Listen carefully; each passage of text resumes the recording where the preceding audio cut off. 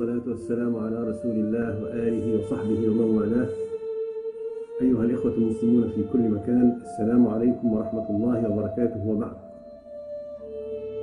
أتوجه برسالة اليوم لأهلنا في شام الرباط والجهاد والعزة والعروبة والكرامة، شام الانتفاض على الذل، شام التصدي للظلم والظالمين، شام التضحية والفداء، شام الرفعة والإباء.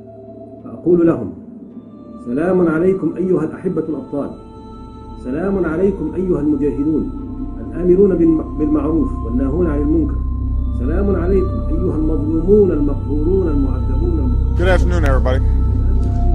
Today, the government of Libya announced the death of Muammar Gaddafi. This marks the end of a long and painful chapter for the people of Libya. You have won your revolution, and now we will be a partner as you forge a future that provides dignity, freedom, and opportunity. قولوا له: بل أنت زعيم عصابة المجرمين. قولوا له: لقد مضى عهد الإذلال وولى زمن الخداع. Assad will leave power. Assad is standing in their way. And everyone can speculate about what that would mean for President Assad. But the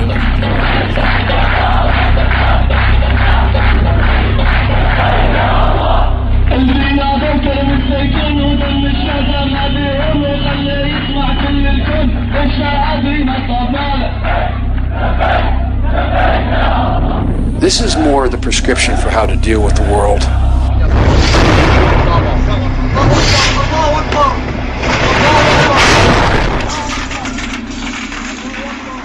What are the forces at play in the world today?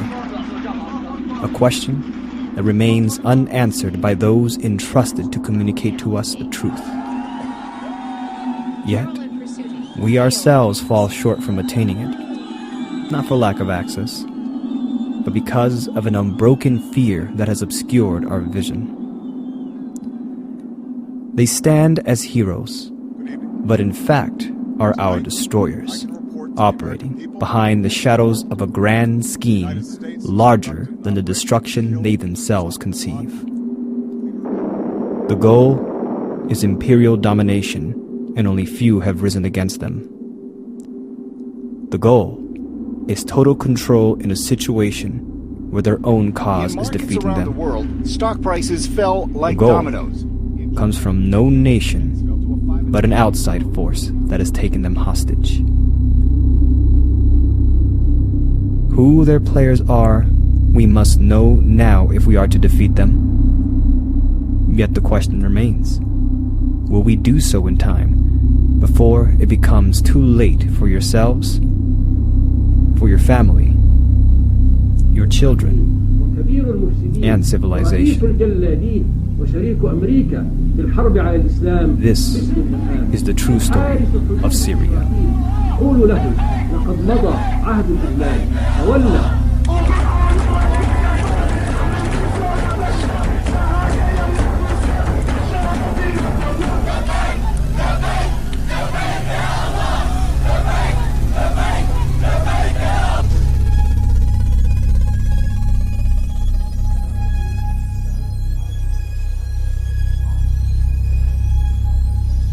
I am personally shocked and horrified by the tragic incident in Hula 2 days ago, which took so many innocent lives, children, women, and men. This was an appalling crime, and the Security Council has rightly condemned it. And I extend my profound condolences. The public mind has been drowned out by shouts from the Western sphere of influence, led by former British Prime Minister Tony Blair's doctrine of responsibility to protect, with complicity from the U.S. governments of George W. Bush, continued by President Barack Obama. Hoisting the flag of humanitarian intervention, the U.S., with obscure evidence provided by Tony Blair's British government in 2003, invaded Iraq.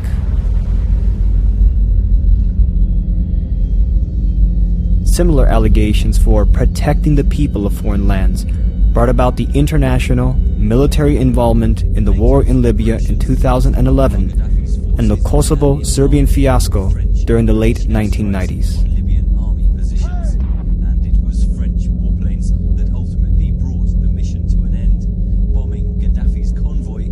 In these cases, under shouts for annihilating a brutal dictatorial regime, which in fact most of them were, false evidence was provided, U.S. constitutional laws violated, all in the name of toppling dictatorial regimes under the auspices of protecting their civilians.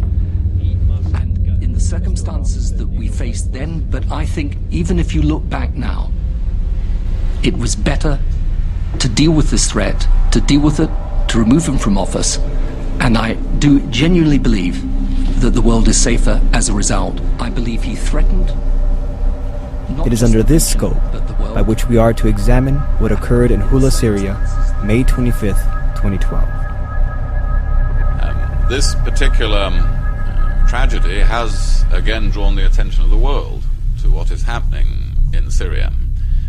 Для нас совершенно не является главным, кто является во власти в Сирии, какой режим в Сирии.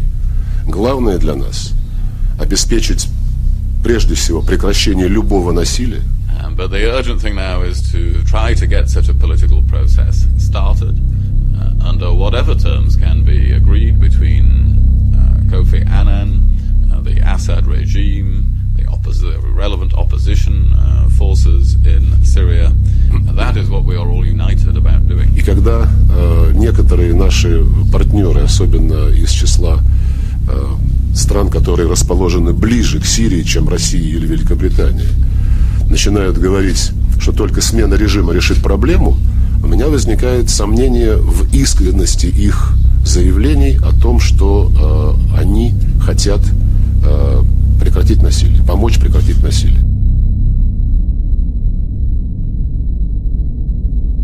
In the wake of the Hula massacre, Russia, the strongest proponents for carrying out Kofi Annan's six-point peace plan since he was appointed UN Arab League peace envoy to Syria in late February, led a crucial battle during the weekend of the massacre to determine with conclusive evidence what had actually happened in the brutal events of May 25th.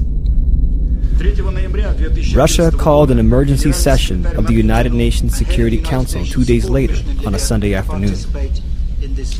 The UNSC received a briefing from Norwegian General Robert Mood, head of the 200-plus UN observer mission deployed into Syria as part of the Annan peace plan, where he told members of the Permanent Security Council, plus a representative from Germany, that the evidence was, quote, murky as to who led the slaughter against civilians in Syria.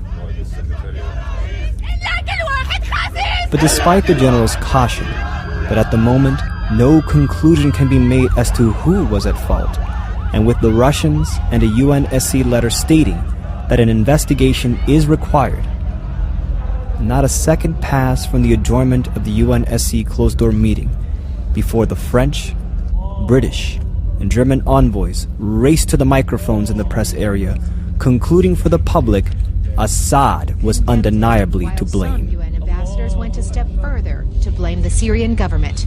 From Germany, there is a clear footprint of the government in this massacre. The Council has issued a strong and united condemnation of the mass killings of civilians on the 25th of May in El Hula, including by artillery, shelling and tank fire from the Syrian regime. That the Syrian government, Russian Deputy Envoy Alexander Pankin was left to explain calmly to the media the true accounts delivered by General Mood, clarifying that the general had established evidence of tanks being present in Hula, a claim used by the British sphere of influence to say those were the footprints of the regime's involvement, but that Mood did not link tank shellings to the number of deaths. In fact, according to accounts, most of the over 100 massacres in Hula were killed at close range. Pankin then raised what the British faction of the West and Arab region wished would have remained unsaid. There is a third force, terrorist or foreign intervention at play. Yes, there is a third element, or there are third elements. And these people are not committed to the cause of the Syrian people. They are committed to their own agenda. So Herve Latsius made these remarks 4 days before Hula. However, hours before the atrocity, State Department spokesperson Victoria Nuland recalled the right to enforce Chapter 7, the UN Security Council clause to invoke foreign military intervention by air, land, and sea in the event that Annan's plan proved to be a failure. That it's time, the Secretary's made clear, it's going to be Chapter 7 At the same next. time, every day, dozens of people are getting killed. Was it this third force Latsius warned of days before the massacre who waged the massacre? How could we know?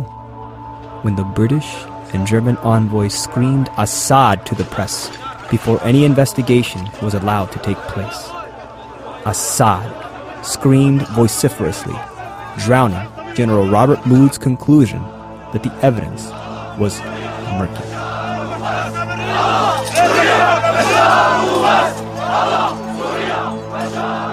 We would do that with our allies, bearing in mind, of course, what can be secured at the UN Security Council and what is practical and effective.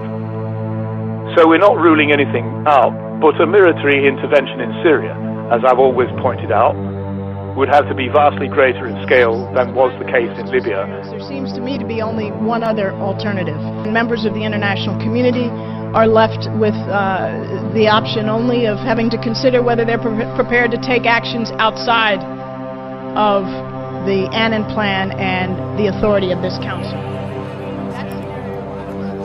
Within 24 hours of Russia's emergency closed-door meeting, a Syrian rebel spokesman proclaimed that the massacre now justified the opposition's right to end their commitment to Annan's ceasefire, playing right into the hands what had been the intent of the British with complicity of the U.S. Obama government before and after the atrocity, an end to Kofi Annan's peace plan.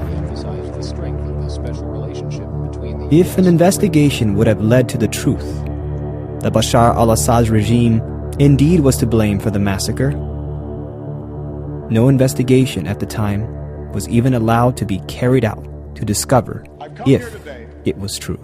To reaffirm one of the oldest, one of the strongest alliances the world has ever.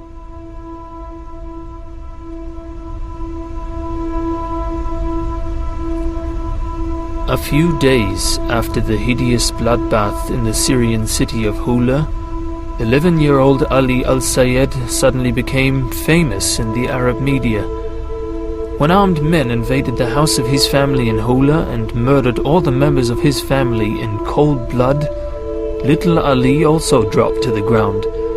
The blood of his dead mother, who lay next to him, colored his clothes red. This saved his life, because the murderers thought that Ali was also dead. It is striking that the 11-year-old Ali twice described the murderers of his family as men with shaved heads and long beards. This definitely does not fit the soldiers of the Syrian army, but rather points in the direction of... According to eyewitness testimonies, the massacre happened during the time frame after the Friday prayers, when Sunni rebels attacked 3 Syrian army checkpoints around Hula. Despite the fact that Hula has a more than 90% Sunni population, almost exclusively families from the Alawi and Shia minorities in Hula were killed. Those killed include members of the Alawi family Shomalia and the family of a Sunni member of parliament, since he was considered as a government collaborator. Immediately after the massacre, the culprits filmed their victims, representing them as Sunni victims and distributing the videos on the internet. Are the preferred targets of hidden terrorism by the armed resistance. Taxi drivers, street vendors, mailmen, especially civil functionaries, were innocent victims of acts that went from simple assassination to gratuitous barbarity.